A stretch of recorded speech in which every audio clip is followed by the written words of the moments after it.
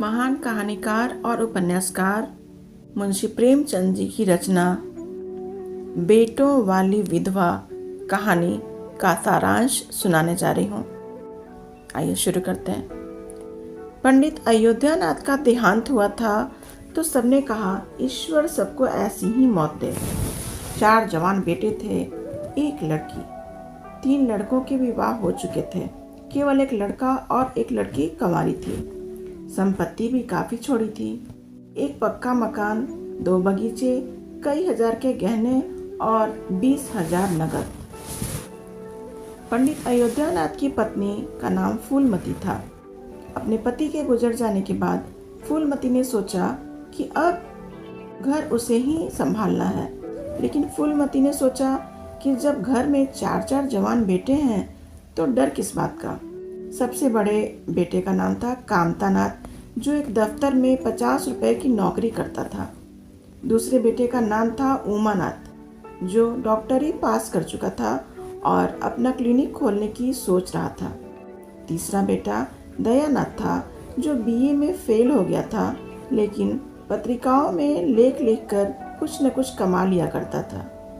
और सबसे छोटा था सीताराम, जो बीए में प्रथम श्रेणी में पास हुआ था और अब एमए की तैयारी में लगा हुआ था। उन सबकी एक छोटी बहन थी जिसका नाम था कुमुद। कुमुद की अभी शादी नहीं हुई थी। पंडित अयोध्यानाथ को गुजरे हुए अभी 12 दिन हो गए थे। अगले दिन 13वीं थी तो चारों भाई तैयारी में लगे हुए थे। आटा आया, घी आया, साग भाजी और ना जाने क्या क्या आया और कोठरी में रख दिया। फूलमती ने जब सामान को देखा तो बोली, मैंने तो ज्यादा सामान लाने को कहा था, ये तो कम है। कहीं कल लोगों को खिलाने में नाक न कट जाए। पैसे तो है ही, जाकर और सामान ले आओ। लेकिन कांतानाथ ने अपनी माँ की एक न सुनी। वह पैसे नहीं खर्चना चाहता था, इसीलिए उसने सामान लाने से सीधे मना कर दिया। लेकिन कांतानाथ ने अपनी माँ की एक न सुनी। फूलमती को ये बात बहुत बुरी लगी। आज तक उसके घर में किसी ने उसकी बात टाली नहीं थी। यहाँ तक कि पंडित अयोध्यानाथ भी वही करते थे जो फूलमती कहती थी। आज फूलमती को ये दिन देखना पड़ रहा था। तिजोरी की चाबी बड़ी बहू के पास रहती थी, लेकिन वो कभी भी फूलमती से पूछे बिना 1 पैसा भी नहीं निकालती थी। लेकिन आज उसने तिजोरी खोली और जो सामान आया था उसके पैसे कांतानाथ को दे दिए। ये सब देखकर फूलमती हक्का बक्का रह गई। उसे लगने लगा था कि अब इस घर में उसकी वो हैसियत नहीं है जो 10-12 दिन पहले थी। लड़कों ने लोगों के बैठने और खाने पीने का अच्छा इंतजाम नहीं किया था। 200 लोगों के बैठने की जगह पर 500 लोग बिठाए हुए थे। सब्जी में नमक नहीं था, सबके पत्तल में ऊपर से डालना पड़ा। गर्मी का मौसम था और ठंडे पानी का इंतजाम नहीं किया हुआ था। फूलमती अपनी कोठरी में बैठे देख रही थी कि ये मेरे लड़के तो किसी काम के नहीं हैं। तभी वहाँ शोर मचा कि वहाँ किसी एक मेहमान के पत्तल में जो सब्जी है उसमें एक चूहिया मरी पड़ी है। सभी लोग उठे और वहाँ से चले गए। फूलमती ने लड़कों को खूब सुनाई, तुम्हारी इन हरकतों से तो सबका धर्म नष्ट हो गया। लेकिन इन बातों से उन लड़कों को थोड़ी भी शर्म नहीं आई और वे हंसकर वहाँ से चले गए। फूलमती अपना सिर पीट कर रह गई। 2 महीने गुजर गए। चारों भाई अपनी छोटी बहन कुमुद की शादी की बात कर रहे थे। सबकी बहुएं भी वहीं खड़ी थीं।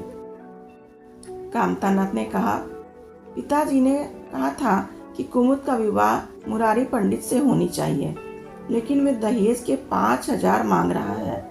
सारा खर्चा मिलाकर 10,000 रुपए की शादी बैठेगी।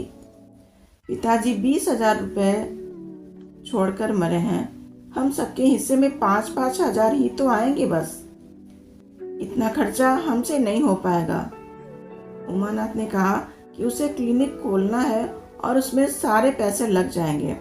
दयानाथ ने कहा उसे अपना समाचार पत्र निकालना है। सबसे छोटे भाई सीताराम ने कहा कि उसे पैसे नहीं चाहिए और वो उन पैसों से कुमुद का विवाह कर देगा। लेकिन कांतानाथ ने कहा कि बाद में तुम बाहर पढ़ाई करने जाओगे तो बहुत खर्चा होगा, इन पैसों की ज़रूरत पड़ सकती है, बाद में कम पड़ने पर फिर हमसे न मांगना। ऐसा सुनकर सीताराम ने भी शादी में पैसे देने से इनकार कर दिया। फूलमती के पास कुछ गहने थे जिनकी कीमत कुछ 10,000 होगी। चारों भाइयों ने षड्यंत्र रचकर वो गहने भी हथियाने की सोची। दयानाथ अपनी माँ के पास गया और बोला कि उसने कुछ ऐसा लिख दिया है जिससे सरकार को आपत्ति है और 10,000 जुर्माना भरना होगा, नहीं तो 10 साल की जेल हो जाएगी। फूलमती अपने बेटे को जेल तो नहीं भेज सकती थी ना।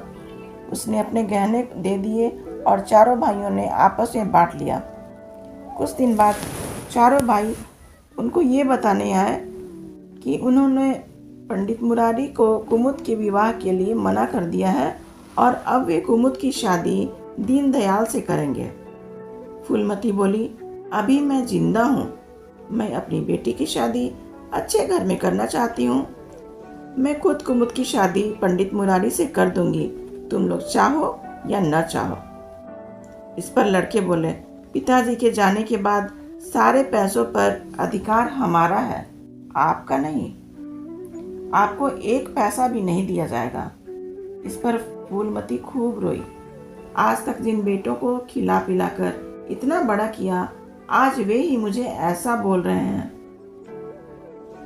2 पैसा मैंने अपना पेट काट काट के जोड़ा, आज उस पर मेरा कोई हक नहीं है। इसके बाद फूलमती कुछ नहीं बोली। चारों भाइयों ने 1,000 रुपये में कुमुद की शादी पंडित दीनदयाल से कर दी, जो उम्र में कुमुद से काफ़ी बड़ा था। चारों भाइयों ने बागान भी बेच डाले और सारे पैसे आपस में बांट लिया। कुमुद को विदा करने के बाद फूलमती उस घर के कोने में पड़ी रहती थी और अपने मरने का इंतजार करती रहती थी। वह सुबह उठकर घर का सारा काम की रहती थी और उसकी बहुएं सोई पड़ी रहती थीं। लेकिन घर पर विपत्ति भी जल्दी ही आई। कांतानाथ को टाइफाइड हो गया था और वो दिन भर बिस्तर में ही पड़ा रहता था। उमानाथ ने क्लिनिक खोल दिया था, लेकिन कुछ आमदनी नहीं हो रही थी, इसलिए बहुत चिंतित रहता था। दयानाथ ने सचमुच समाचार पत्र में कुछ ऐसा लिख दिया था जिसमें सरकार को सचमुच आपत्ति हो गई थी और उसको जेल हो गई। कांतानाथ बिस्तर पर लेटे लेटे पानी मांग रहा था। कोई सुनने वाला न देखकर फूलमती सामने आई तो देखा गंगा जल खत्म हो चुका है और कांतानाथ नल का पानी नहीं पीता था। इसीलिए फूलमती मटका लेकर खुद ही गंगा की ओर चल पड़ी। बरसात का मौसम था और नदी उफान पर थी। नदी किनारे वो जैसे ही झुकी, उसका पैर फिसल गया और वो नदी में जा गिरी। तेज लहरों ने उसे पानी की ओर खींच लिया। किनारे पर खड़े 2-4 लोग उसे बचाने के लिए दौड़े भी, लेकिन फूलमती पानी के अंदर समा गई थी। एक ने पूछा, ये कौन बुढ़िया थी? अरे, ये वही पंडित अयोध्यानाथ की पत्नी थी। वो तो बहुत बड़े आदमी थे। हाँ थे तो, लेकिन भाग्य भी तो कोई चीज़ होती है। भाग्य किसी को कहाँ से कहाँ ले जाता है, कोई कुछ नहीं बता सकता। धन्यवाद। रचना पसंद है तो इसे लाइक, सब्सक्राइब और शेयर करें।